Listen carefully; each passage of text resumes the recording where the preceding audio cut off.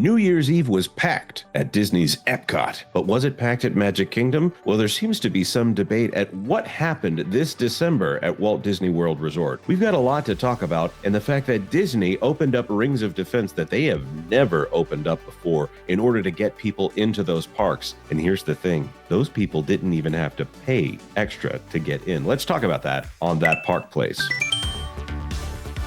Hello, I am Jonas J. Campbell, an investigative reporter for That Park Place, and here with me is my commandant or friend or something, my frenemy, Mr. VashSky. Vash, can we keep the peace enough to record one video, please, Vash, today? You think we can do that?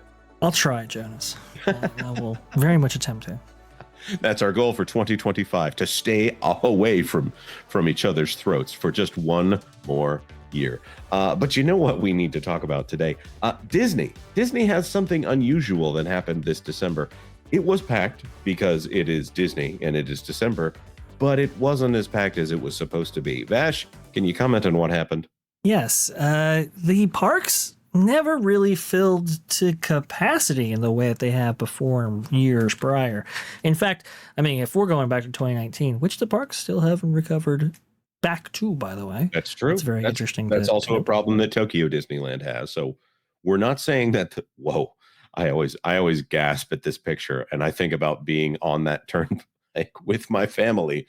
Oh my goodness! Look at that, and those are people turning around from other directions to try to merge. This is three zippers zipping together there. Back when Zippity Doodah was still played at the parks. Oh my, Vash, what are we looking at? We're looking at a 2.5 mile line in order to get into Magic Kingdom for New Year's Eve. You can actually see some resort buses caught up in this transportation as well. So think about it. If you're, if you were going from resort to resort or something, and your bus happens to be using these arteries in order to make their way to the destination, that's that's going to increase your travel time just a little bit. Maybe the park hopper perhaps wasn't recommended on this day in particular, but I just want to point out that is also before Lightning Lane ever existed. That was when Fast Pass existed. Oh man, what a year that was! Oh, big year for the parks and big year for theme park lovers of all kinds.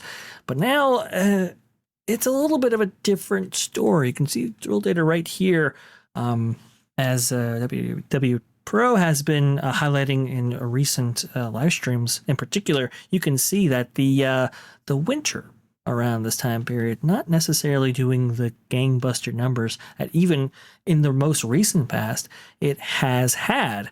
And in fact, this coming out of Blog Mickey today, if I'm not mistaken, January 3rd. This would be the day of this recording. Park reservations completely sold out as lower tier annual pass holders return following holiday season blackouts. Yes, without annual pass holders, these parks really didn't sell out in the way that that Disney maybe perhaps wanted them to. That kind of goes on both coasts, by the way, which we'll get into that in just a moment. The way that they've really sold out is with that annual pass holder population being added back to the resort following these blackouts. Now that annual pass level here, it says lower tier annual pass holders. Does that mean it's the Pixie and the Pirate Pass, or yes, does this mean the Sorcerers or the Incredipass? I think Incredipass is, of course, the higher end that has no blackout. So forget about that one. Right. That would include the lower tiers, as you mentioned, right there. I forget Walt Disney World's, even Disneyland's, to be honest with you, with their Magic Keys. I kind of forget the tier system in the exact dates. Right. But lower tiers, they're definitely talking about those lower passes, as you pointed out. Right. So to me, this would indicate that right now Disney has a strategy where if they want to make it worth their while to have cast members populating the parks, because that's a lot of hourly people to have staffing for these parks, because that goes up as you have more people in the park. That's very basic, simple statement here. If they want to keep their people busy and they want all that merchandise being bought and all of that food in the park, that concession being purchased, they need to have annual pass holders inside the parks right now. I wonder if this is something where they might start reconsidering where the blackout dates are, or if they might start running some specials here to say, that they were removing these blackouts from the list and letting people into the parks. Or maybe, and this is me dreaming. This is a 2025 dream for me. What if they got rid of that ridiculous reservation system and just let people go into the parks? Wouldn't that be amazing? Would be quite amazing. And I can tell you right now, there's less emphasis placed on Walt Disney World because it's very rare that these parks sell out in that way, just via the reservation system connected with these annual passes. Not like Disneyland. Disneyland's a whole different can of worms where these parks sell out regularly because the annual pass holder population is so large. If they were to get rid of the reservation system entirely, at least for annual passes, you could hear the adulation for miles from annual pass holders all across the nation with that result. It I just don't think might make people forget for just a moment what they're doing to rivers of America. yes, for a distinct moment, it's like, you know what, we forgive you because of this. But no, those. See, here's the thing about the reservation systems, especially as they're connected to annual pass holders. Those are distinctly there for a reason because, well, when you look at your per caps broken down by pass type, whether it be day tickets, multiple day tickets, and annual pass holders, right? The people going there per day are going to be your higher spenders because obviously they're only going to be at the parks for a very limited time, and they want to take advantage of all the 675 plus eateries and shops, right, that Walt Disney World Resort has on property, as we just learned by that ad that we covered here in that park place. But if you have an annual pass holder, obviously they've been to the shops, they've been to the restaurants, and they might have their own, I don't know, they might bring their own lunches, who knows, but maybe they have their own eateries that they visit off site. Well, per day, those people are going to spend far less than your ticket holders. And so that's why the reservation system exists, in order to delineate between the two and only allow in a certain amount of annual pass holders versus what Disney really wants, those ticket holders. Right. And of course, that there is a different tranche of reservations for annual pass holders versus people who have paid for a specific ticket for that specific day.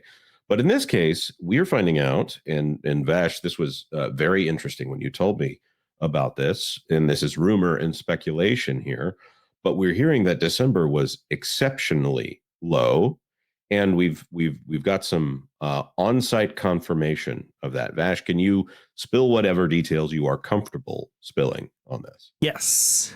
I'm hesitant to name the source. The source knows, and I'm sure they're watching this video right now.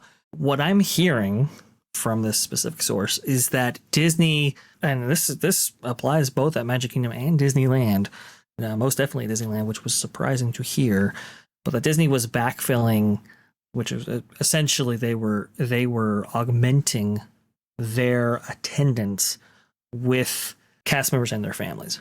So apparently they open up the calendar. Usually there are distinct times at which cast members can sign in themselves or sign in them their family. And usually the holidays are blacked out. Usually summer's blacked out. There are distinct points and periods of time in which cast members can actually do this. Apparently, Disney opened this up pretty wide. And throughout the months of both late November and December, cast members were able to get in, not just themselves, but their extended friends and family, which is pretty surprising when you realize the visitation patterns of these resorts. December should be blocked out entirely. I mean, that should really be on season. No ifs, ands, or buts about it. Classically speaking, this is one of the months you want to avoid if you're a person that doesn't want a crowded park, because this is the pinnacle season. December and 4th of July week are the two heaviest periods. You don't want to do Disney in December unless you have a very specific reason to be there. Now, that's another reason for that is, of course, that they really do up the parks for the Christmas season.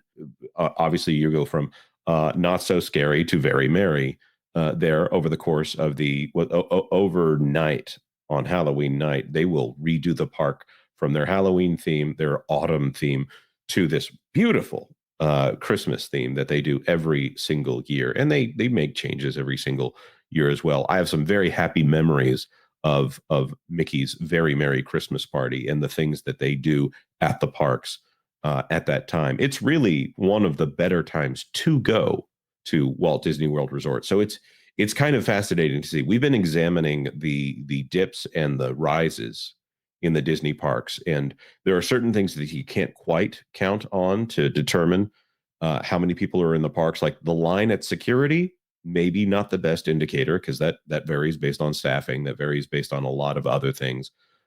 You can vary it based on wait time a little bit, but in this case, it sounds like Disney knows that they have a problem. This is also paired with the fact that they're offering amazing levels of discounts for everything in summer. They're offering free dining in summer at Disney parks right now. You have to book that pretty quick in order to get a hold of it. But except for the week of July 4th. And they're also trying to get you in for 3 days at a time, probably around the time that you might be thinking you would go to Epic Universe for Epic Universe's open. Disney is trying to make sure that you still make Disney your home park, or to try to make you go, oh, well, we're only going to do 1 day over there at Epic Universe. There's going to be a bit of a battle of the deals there. Vash, you have any comment on that? Oh, yeah. I think there will be definitely a battle of the deals and the offers related to the opening of Epic Universe. Disney obviously sees the opening of Epic Universe as an opportunity to drive business to their side, and so they're going to want to do that any way they can.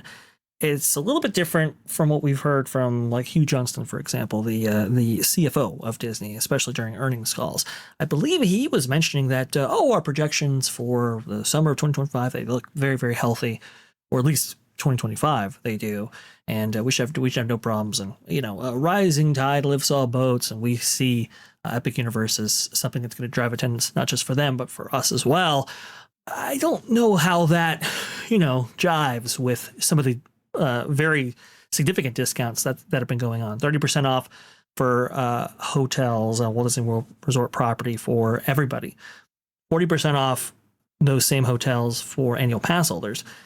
Free dining in the summer. There's just a tremendous amount of price elasticity going on. Yeah. In the attempt to get people over there. So if you were so confident with both your projections and how you felt about the opening of Epic Universe, why are you so aggressive trying to present deals? Also, too, Jonas, I don't know if you've noticed, but I have seen a lot of, hey, coming to Walt Disney World in 2025 articles from around the internet, from major outlets and so forth.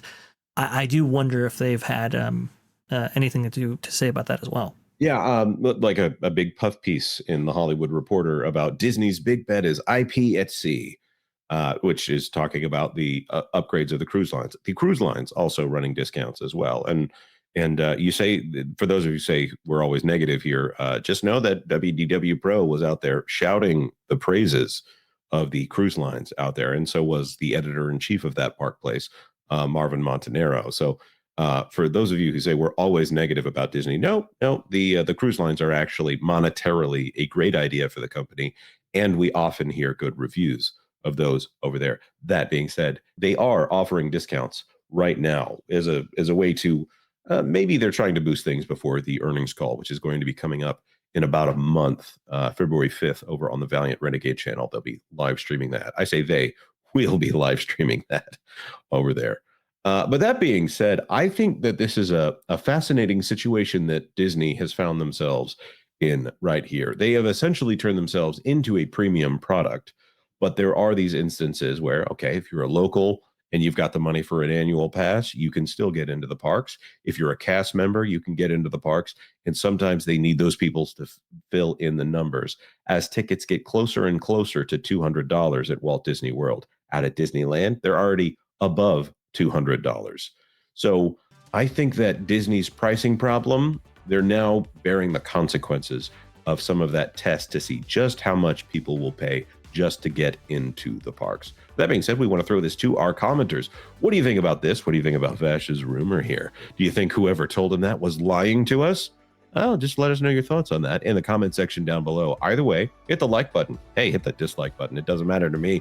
And if you wouldn't mind, consider subscribing to That Park Place for all the news that should be fun. Thanks for watching That Park Place News. For more information, consider checking out www.thatparkplace.com. And don't forget to subscribe, share, like, and send this out on your favorite social media accounts.